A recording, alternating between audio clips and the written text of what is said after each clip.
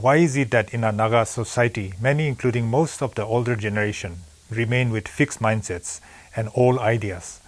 Why we must change and how we must change and what we need to do about it? There seems to be refusal to change, refusal to grow, refusal to accept the wisdom of other, and imprisoned by fear. This contributes to this pathetic situation in our society. I wish to firstly illustrate with an example. Today, in the midst of thousands of unemployed persons in Nagaland and Northeast India and our oversaturated employment of central and state government jobs, why is it that our Naga people, both youth and parents alike, remain fixated mostly on the so-called secure but limited government employment and jobs, and not in the modern artificial intelligence AI era? We do not seem to realize that in 5 to 10 years' time, these jobs will be almost redundant and not considered high status or valued as much in the past. In this aspect, even the Indian government under Prime Minister Modi is more progressive-minded and action-oriented right now. But where are we Nagas now? From Nagaland and Northeast Cornerstone TV, I am Wabang, the promoter and director of Highland Media.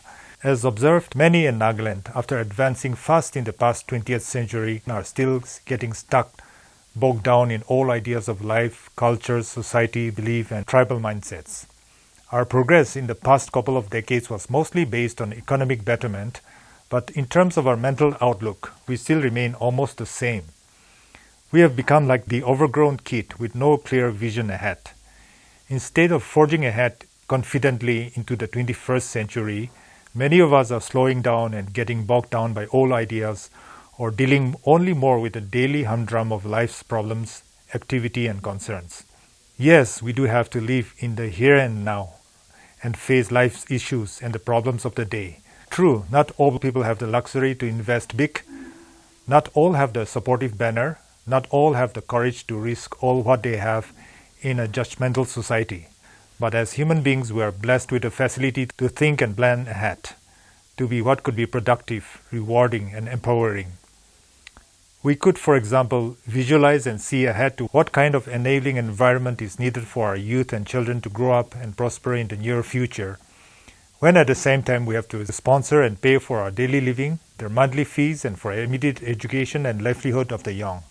Many people, old and young, are becoming jaded without having much hope for the future, not having a long enough view for the future. For example, immediately after recent Nagaland elections in Nagaland, there was a temporary boom in the local markets and economy of Kohima and Dimapur. People flushed with election money paid for by contesting candidates flocked to buy from the shops, creating traffic jams in key shopping areas of Kohima and Dimapur. Now, taking money for immediate profit during elections, not looking at the qualities of the candidate, blindly following the family, clan, or village without making the right individual choices, not looking to the future, are actions and consequences of individuals in a society without vision or thought for the future. If we expect or demand money from the candidate, he has no option but to shell out and pay before elections. Ultimately, this leads to the candidate later having to recover this money from the constituency development budget, departmental budget, and any other sources possible, by hook or by crook. Ultimately, this is depriving the constituency, the village, the state of much needed development funds and slowly bringing it to a halt and stopping development. Our people seem to be only looking at what is immediately at hand for immediate profit, immediate gratification. All is to buy, consume, to hoard, and not produce, create, or make. In all aspects of life, a balanced view for the present as well as for the future is required. The daily activities and small details of life, along with having a big picture to look ahead, matters a lot. It's high time now to have and develop a positive, productive knowledge and learning and a new mindset for ourselves and our people. To be able to think things through and know what will work in this day and age, and to strive to evolve in the near future into our best self, a worthy, honorable, and productive citizen, member of a productive and thriving society. Again, here in our region, doing what everyone else is doing, copying one another, is another trademark of our tribal, narrow outlook in Naga society. The distinguished psychiatrist Rollo May wrote, and I quote, The opposite of courage in our society is not cowardice, it is conformity. And therein lies the trouble today in our life and society." Unquote. We Nagas tend to just conform in every sphere of life, whether in business, entrepreneurship, in art, in politics, and copy what the others are doing. It's conformity, believing, acting, and doing what everyone else in our tribal society is doing. Do we not take the time to think deeply, to explore and research what our lives could become, what alternatives are available, what new business ventures could do well in our towns and locality? Or we just go along with the flow, copy others, and follow the mass and conform? So why do our people conform? Is it because our people believe that their lives are shaped by outside circumstances in life, by things that happen to them, by exterior outside forces? We Nagas, since our forefathers were animist, many perhaps consciously or unconsciously still believe in the idea of fate, luck. In Nagamis we say jatara. They tend to think that their life is perhaps already ordained for them, that they cannot improve, get better, or overcome obstacles, setbacks. And if this kind of mindset persists, I'm afraid many of our people will be left behind, remain chained to the past, stagnate, not progress without any success, even for generations. Here in Nagaland and Northeast India, we are blessed with a beautiful land with bountiful natural resources, but left with a poverty mindset. We seem to have a poverty of the mind, just like a beggar whose mind is wired only to beg for survival, his energy spent on the process of begging. So now, what is needed? What is needed presently? A new mindset for ourselves and our people. How could we overcome these aforementioned setbacks and overcome the narrow mindset? The benefits of an open or growth mindset cannot be understated in a developing tribal society. An open mind allows for the free exchange of ideas and the ability to see things from what could be good in our future, to vision that, plan ahead, and work towards that. It opens a new perspective, encourages new solutions and creative thinking, which are essential for our individual and societal progress. An open mind or growth mindset also helps to promote empathy, understanding, and respect between individuals and groups. But unfortunately, lack of open-mindedness emphasizes a narrow view of the world and discourages questioning or independent thinking.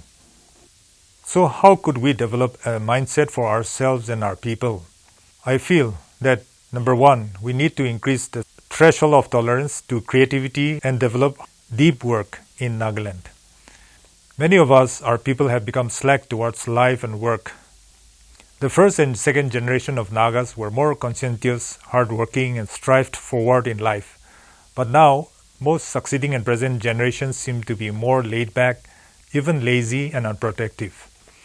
Instead of using this treasure in our fingertips, the mobile phone, where the whole world knowledge is accessible, it has just become a medium to entertain, to get a dopamine high, and become as dangerous as a drug junk dealer. We become what we daily consume, what we daily watch. So what we continuously scroll to, go to, watch, binge, and consuming, becoming addicted to it, to social media, to YouTube, Instagram Shorts, to videos of all sorts. So what we see, observe, consume, and learn are all influencing us one way or the other, consciously or unconsciously. Like they say, garbage in, garbage out. So instead of striving daily for our best, we are wasting our most valuable commodity in life, which is time. Wasting away in social media, Netflix, and binging on low-level content and entertainment. Entertainment and news on a scale of 1 to 10 are only level 1 and level 2 only. They are low level, and consuming only these two extensively tends to make one reactive, fearful, with a temporary dopamine high, which is not much useful or productive in any way. Our daily habits, our daily consumption of media, information content is slowly molding us to the person we have become or will become in the future. We therefore need to be very selective in using this valuable resource, this world knowledge book on our fingertips, to be consuming, learning high quality content, useful knowledge, which will enable us to increase 2 times, 10 times, to be productive and earn perhaps more income online and offline. So we need to prepare ourselves firstly by changing ourselves from inside to out.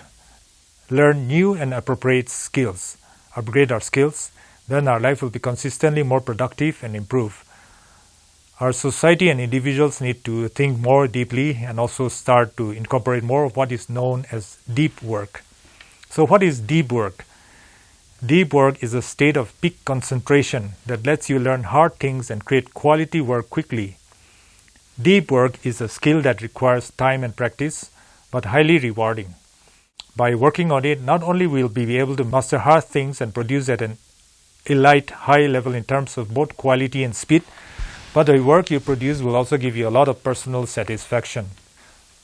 There is a new book on planning and working for your future called Be Your Future Self Now by Dr. Benjamin Hardy. It is about intentional transformation, intentionally transforming yourself by looking at your future and working in deep work towards that imagined future. Based on the latest research done recently by scientists, sociologists, thinkers, and psychologists, Dr. Benjamin Hardy affirms that it is not our past which will determine our future success, but our mindset, our goals, and how we see our future self as. So what do you see yourself in 1 year time, 5 years, or 10 years in the future, your future self? And here they start by setting 1 to 10 year goals, which may be even seemingly impossible to achieve goals which we think are not achievable. So how do we go about doing this deep work to achieve these goals in the future? For example, I used to get up early in the morning around 6 a.m. to have the deep work and flow.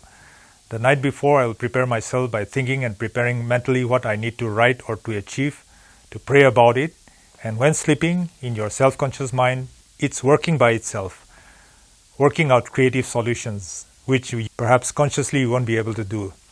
And then, when I get up in the morning, after drinking water or hydrating, and a short exercise outside, I go to a private room without any disturbances and start writing and journaling my thoughts, my observations, and come up with good original ideas or articles for blogs or videos like this one I'm speaking right now. So while working, I can achieve and reach that desired deep concentration, that deep workflow, where I can put my head down and work productively in the morning.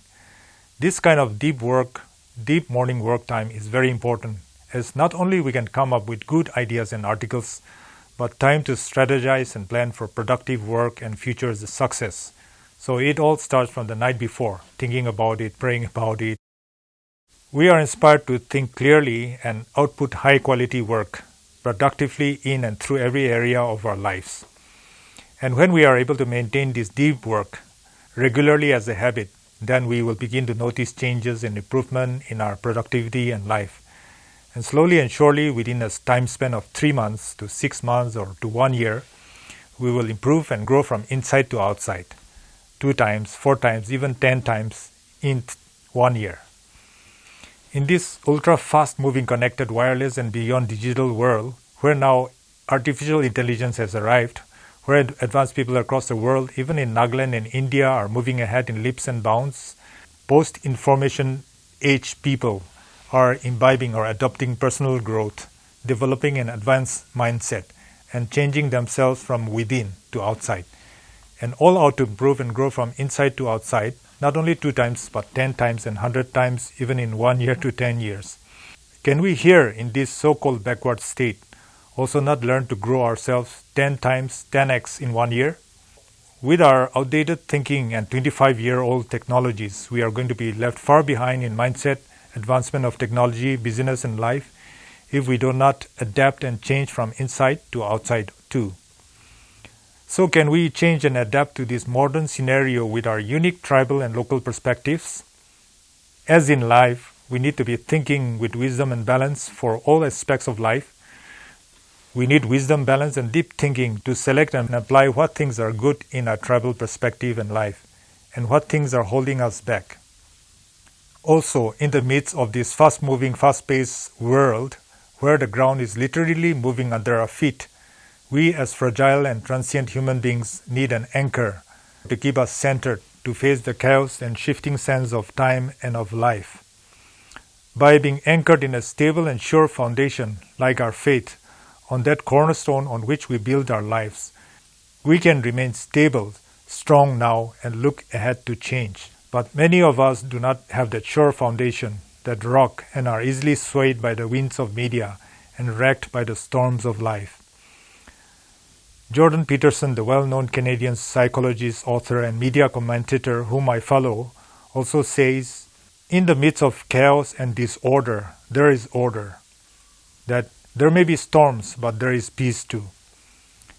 So life is a constant balance between chaos and order.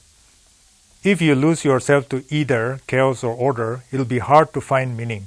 But learning the art of balancing between chaos and order and disorder, will allow you to create a meaningful path. These are very deep words. So for us, individually and corporately in Nagaland and Northeast India, there is no time like right now to make a change, to be transformed into a new self, to have a vision for our future, and to bring order from chaos. So like a local writer wrote, the moment is now to make that change, to move beyond the narrow lane of thinking, beyond village and constituencies and towns, to claim God's bigger purpose in our life. Can we, as the Naga citizen or citizens, with our Christian values and faith, practice and imbibe a broader mindset, be empowered and able to visualize and fight for our inherent right to steady development, to fair judiciary, to strong government, free of corruption, nepotism and favoritism, overcome tribalism and the present tribalistic mindset? We need to find and bring order in the midst of chaos and disunity in our society and upgrade ourselves individually and corporately to a free, fair, developing, future-looking and stable society.